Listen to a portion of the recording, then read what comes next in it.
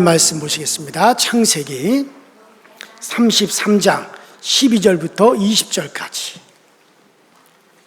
창세기 33장 12절부터 20절까지. 자, 저와 여러분들이 한 목소리를 합독해서 같이 읽습니다. 시작. 에서가 이르되 우리가 떠나자, 내가 너와 동행하리라. 야곱이 그에게 이르되 내 주도 아시거니와 자식들은 연약하고 내게 있는 양떼와 소가 새끼를 데리고 있은즉 하루만 지나치게 몰며 모든 떼가 죽으리니 청하건대 내 주는 중보다 앞서 가소서. 나는 앞에 가는 가축과 자식들의 걸음대로 천천히 인도하여 세일로 가서 내 주께 나아가리다. 에서가 이르되 내가 내 종 몇 사람을 내게 머물게 하리라. 야곱이 이르되 어찌하여 그리하나이까. 나로 내 주께 은혜를 얻게 하소서 하매 이날에 에서는 세일로 돌아가고 야곱은 숫곳에 이르러 자기를 위하여 집을 짓고 그의 가축을 위하여 우리간을 지었으므로 그 땅 이름을 숫곳이라 부르렀더라. 야곱이 밧단 아람에서부터 평안히 가나안 땅 세겜 성읍에 이르고 그 성읍 앞에 장막을 치고 그가 장막을 친 밭을 세겜의 아버지 하몰의 아들들의 손에서 베크시타에 샀으며 거기에 제단을 쌓고 그 이름을 엘헤로이스라 불렀더라. 아멘. 자, 한번 따라합시다. 방향이 속도보다 중요하다. 고속버스 터미널에 부산으로 가는 고속버스하고 광주로 가는 고속버스 두 대가 나란히 서 있었습니다. 그래서 또 두 운전기사가 나란히 또 같이 탔습니다. 손님들은 모두 다 너무 피곤해가지고 몸을 의자 등받이에 다 눕히고 그리고 기대어서 다 이제 잠을 자고 있었습니다. 이제 부산 가는 차에 탄 손님들이 다 도착한 다음에 기사가 말을 했습니다. 자, 광주에 다 왔습니다. 일어나시기 바랍니다. 손님들이 화들짝 기절할 정도로 깜짝 놀랐어요. 분명히 우리는 아니 부산 가는 차를 탄데 왜 광주에 왔단 말인가? 또 광주까지 가는 손님들도 다 도착한 후에 기사가 말을 했습니다. 자, 부산까지 다 왔습니다. 나중에 알고 보니까 기사가 바뀐 거였어요.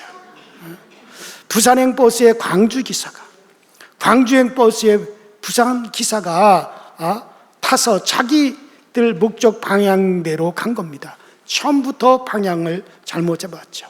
여러분들, 속도보다 방향이 참 중요한 거예요. 자, 오늘 본문은 야곱이 20년 만에 원수된 형 에서를 만나는 장면입니다. 야곱은 외삼촌 라반의 집에서 금방 집으로 돌아갈 줄 알았는데 20년이라는 세월을 살게 되었습니다. 자, 그동안에 아내가 4명, 또 그 4명의 아내에게로부터 아들 12, 딸 하나를 낳았습니다. 지팡이 하나만 가지고 집을 떠났는데 그는 거부가 되어서 다시 집으로 돌아가게 되었습니다. 그런데 20년이 지났는데도 그 형 에서는 동생 야곱과 그 얽힌 원수를, 그 분을 풀지를 않고 있었습니다. 야곱이 온다는 소식을 듣고 군사 400을 거느리고 야곱을 죽이겠다고 군사를 몰고 그리고 이제 야곱을 잡으러 오고 있었습니다. 야곱은 오직 살 길은 하나님밖에 없다. 하나님 말고는 내가 살 길이 전혀 없다. 그렇게 생각하고 약복강 나루터에서 밤새도록 하나님께 이제 씨름하듯이 부르짖어 기도했습니다. 천사가 나타났어요. 천사를 붙잡고 놓질 않았습니다. 나를 축복하소서. 천사가 환도뼈를 팍 쳤습니다. 환도뼈가 부러져도 천사를 놓지 않고 자기를 도와달라 그랬습니다. 하나님은 안 되는 것을 되게 하시는 분이에요. 이렇게 기도를 하고 야곱이 눈을 뜨고 앞에 보니 20년 만에 만나는 형 에서가 400명의 군사를 거느리고 와 있는 것이었습니다. 이제 야곱은 마지막이라고 생각하면서 이제 형 앞에서 7번 절을 했어요. 아내들도 모두 에서에게 절을 했습니다. 하나님이 에서의 마음을 움직였어요. 그리고 그 에서가 오히려 야곱을 갖다 환영을 했습니다. 야곱은 형에게 말을 했어요. 자, 그 형에게 말하는 장면이 창세기 33장 10절로 11절 읽어보십시다. 시작. 야곱이 이르되 그렇지 아니하나이다.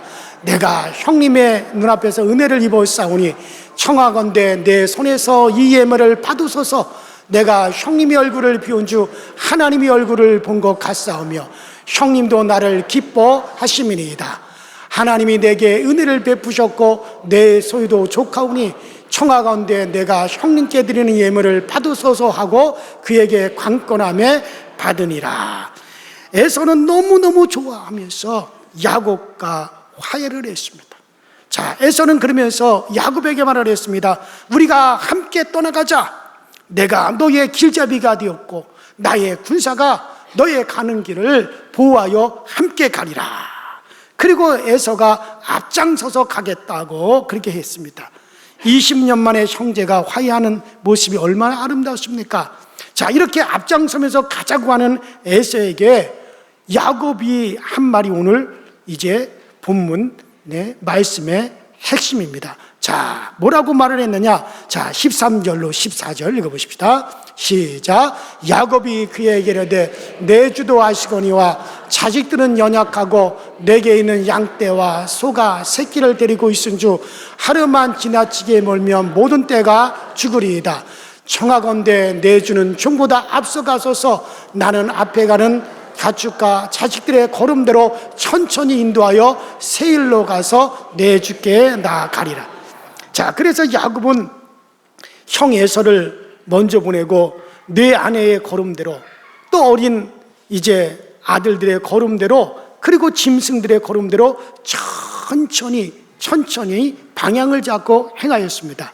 그리고 유유히 자기 길을 걸었습니다. 걸음대로 천천히 간 이제 야곱은 에서보다 나중에 더 큰 사람이 되고 더 위대한 사람이 된 것을 우리는 성경에서 확인할 수 있죠. 자, 야곱이 가고자 하는 곳은 숫곳이었어요. 방향만 정확하면 여러분들 속도는 절대 문제가 되질 않습니다. 조금 빨리 가더라도 조금 늦게 가더라도 상관없어요. 방향이 속도보다 중요합니다. 방향이 왜 중요한 것인가? 먼저는 따라합시다. 내가 방향을 세우면 방향은 나로 가게 한다. 야곱이 숫곳으로 가려고 방향을 딱 잡았으니 그러고 나니까 속도는 전혀 문제가 되지 않았습니다. 여러분들, 미국의 가장 유명한 대통령 링컨 대통령이 생일을 맞이했을 때 그 신문 만화에 이런 그림이 그려져 있어요. 링컨이 가난하게 살던 켄터키 주에 그 오두막 통나무 집 밑에 이제 그 통나무 집이 다 그려져 있습니다. 그리고 그 위에 하얀 백악관이 그려져 있습니다. 그리고 그 가난한 통나무 집에서부터 그 백악관까지 위로 사닥다리가 이제 놓여져 있는 그런 그림입니다. 자, 통나무 집에서부터 백악관까지 사닥다리로 연결이 되어 있습니다. 그리고 이런 글이 쓰여져 있습니다. 사닥다리는 여전히 이곳에 있다. 그렇습니다. 링컨은 어렸을 때 아주 가난한 시절에 자기의 그 가난한 통나무 집에서 미국의 대통령이 사는 백악관을 함께 그려놓고 사닥다리로 연결을 시켜놓은 겁니다. 방향을 잡은 겁니다. 나의 방향은 언젠가 저 백악관에 들어가 살리라. 어렸을 때, 가난할 때 그런 그림을 그린 거예요. 방향을 그렇게 정해놨더니 결국 어떻게 됩니까? 그 방향대로 그는 결국에는 백악관, 천천히라도 늦더라도 정확하게 방향을 잡았더니 그 방향대로 정확하게 가서 그는 백악관의 주인이 되었습니다. 여러분, 그래요. 방향을 세우면 따라합시다. 방향은 나로 그곳에 가게 한다. 그랬습니다. 속도가 중요한 게. 정확하게 방향을 잡는 게 중요합니다. 두 번째로는 따라합시다. 방향은 운명이다. 그래요. 방향은 운명이기 때문입니다. 백두산 천지에서 물이 고여 있습니다. 자, 같이 있던 물이 세 방향으로 흐릅니다. 하나는 동쪽으로 흐르면 두만강을 지나 태평양으로 흘러갑니다.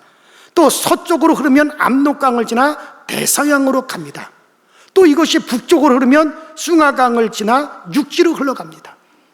똑같은 백두산 천지에 고여있던 물이지만은 어느 방향으로 길을 잡느냐에 따라서 운명이 달라지는 거예요. 똑같은 자리에서 방향을 어느 곳으로 잡느냐가 중요합니다. 그리고는 다시는 만나지 못하는 물이 됩니다. 여러분들 마찬가지예요. 방향이라고 하는 건 여러분을 대단히 중요합니다. 왜냐하면 방향은 운명을 결정짓기 때문에 그런 거예요. 노아의 홍수 이후에 노아의 세 아들만 이 세상에 남았습니다. 바벨탑 사건 후에 세 아들의 후손이 방향을 전혀 다르게 잡았습니다. 자, 셈은 동쪽으로 가서 동양인의 조상이 되었어요. 함은 남쪽으로 가서 이제 아프리카의 조상이 되었어요. 야벳은 북쪽으로 올라가서 지금의 유럽, 서양의 조상이 되었습니다.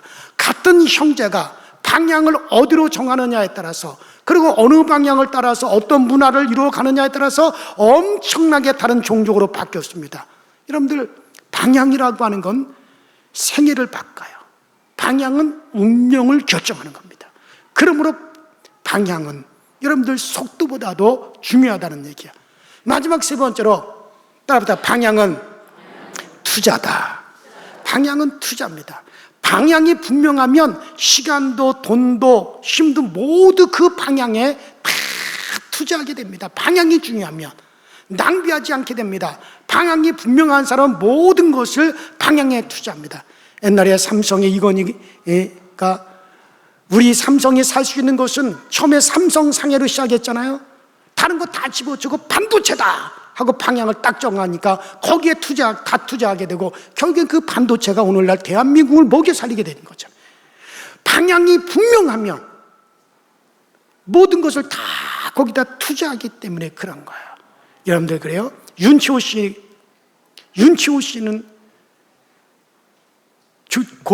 고종 황제의 신하예요. 그는 고종 황제의 통역사였어요. 그런 미국에 유학을 갔다 와서 고종 황제의 명령으로 미국이 왜 잘 사는 나라가 되었는지 거기서 기독교를 알게 되고 예수를 믿고 돌아와서, 그리고 고종 황제에게 황제요, 이 나라가 살 수 있는 길은 오직 한 가지 길밖에 없습니다. 예수 믿는 길입니다. 교회 세우는 길입니다. 그래서 고종 황제가 윤호를 했어요.